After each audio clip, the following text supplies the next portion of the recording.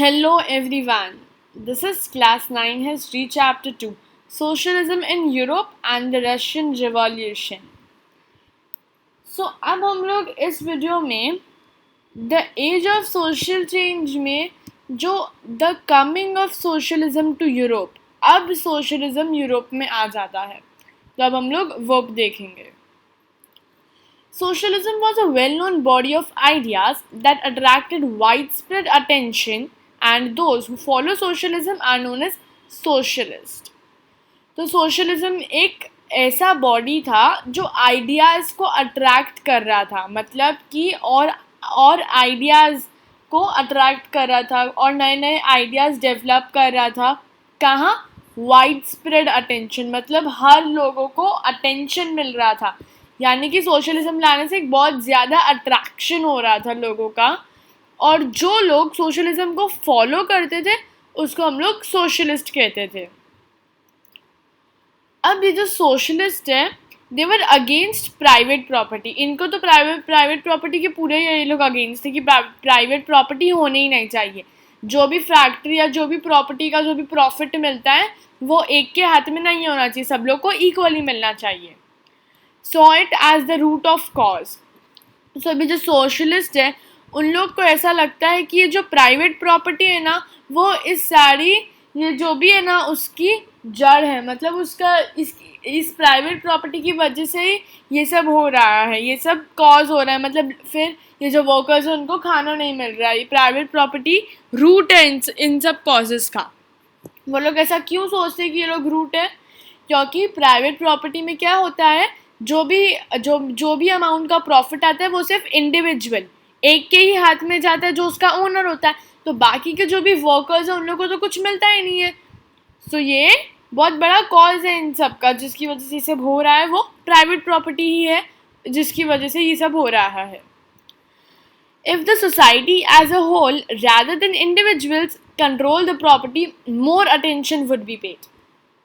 तो सोशलिस्ट का ये कहना है कि अगर ये जो पूरी सोसाइटी है वो ऐसे प्राइवेट प्रॉपर्टी इंडिविजुअल की तरह ना रहकर पूरा होल बन जाए, होल प्रॉपर्टी की तरह ये लोग कंट्रोल करेंगे, ये लोग होल बन के पूरी प्रॉपर्टीज़ को कंट्रोल करेंगे, तो ज़्यादा अटेंशन मिल पाएगा.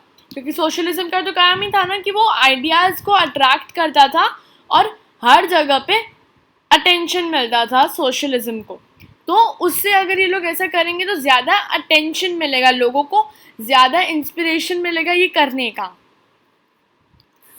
They wanted this change and campaigned for it. अब उनको था कि अब ये चेंज आना ही चाहिए. किसको?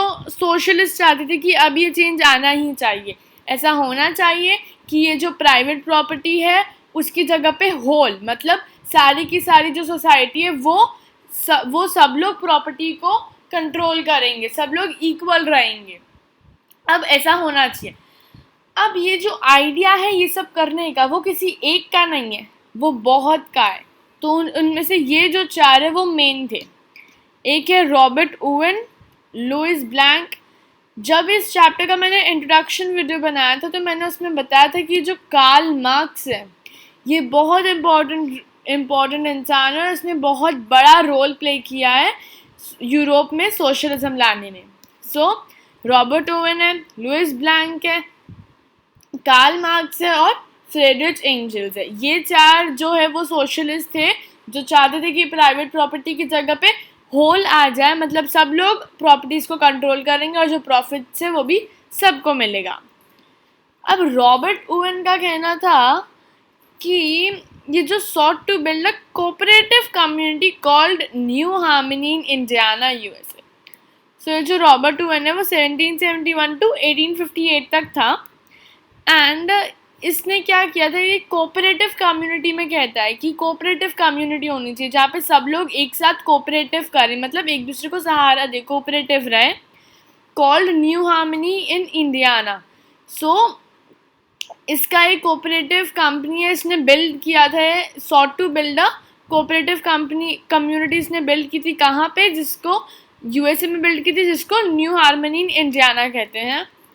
ये तो हम लोगों ने देखा रॉबर्ट ओवन के बारे में. अब बात है Louis Blanc. So Louis Blanc is from 1813 to 1882.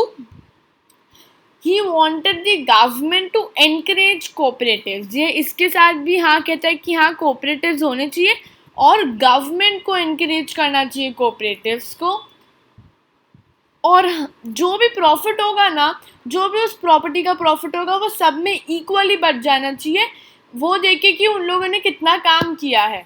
Division of the profits according to the work done by the members, जितना उन्होंने काम किया है उस हिसाब से उनको पैसे मिलने चाहिए, ऐसा होना चाहिए। सो ये हम लोगों ने देखा रॉबर्ट ओवेन और लुइस ब्लैंक के बारे में। अब कार्ल मार्क्स और Friedrich Engels. So Karl Marx was from 1818 to 1883 and Fred Engels was from 1820 to 1895. Industrial society was capitalist. तो कार्ल मार्क्स का ये कहना था कि ये जो इंडस्ट्रियल सोसाइटी वो कैपिटलिस्ट है। कैपिटलिस्ट यानी कि जो भी कैपिटल होता है वो सिर्फ एक के ही हाथ में जाता है, उसे हम लोग कैपिटलिस्ट कहते हैं। The conditions of the workers did not improve.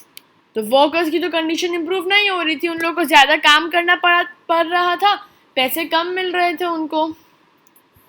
Workers have to overthrow capitalism and rule of private property. Workers को छोड़ना पड़ा था इस कैपिटलिज्म को, ये लोग जो कैपिटलिज्म फॉलो कर रहे थे उसको उन्होंने निकाला, और प्रॉपर्टी, प्राइवेट प्रॉपर्टी को भी इन लोगों ने मना किया, उन्होंने ओवरथ्रो किया। Marx believe that to free themselves from the capital's exploitation, workers had to construct a radically socialist society where all property was socially controlled.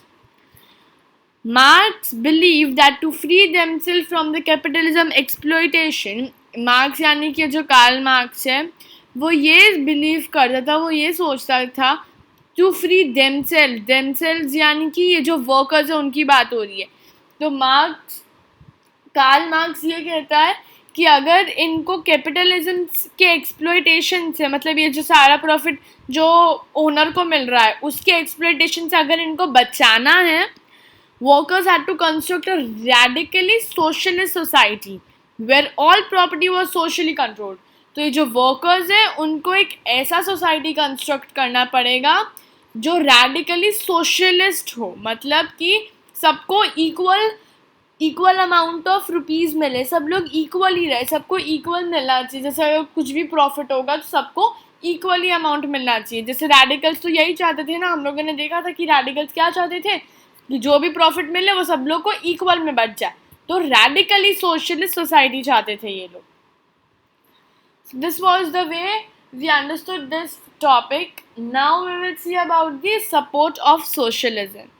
So hope you guys like this video.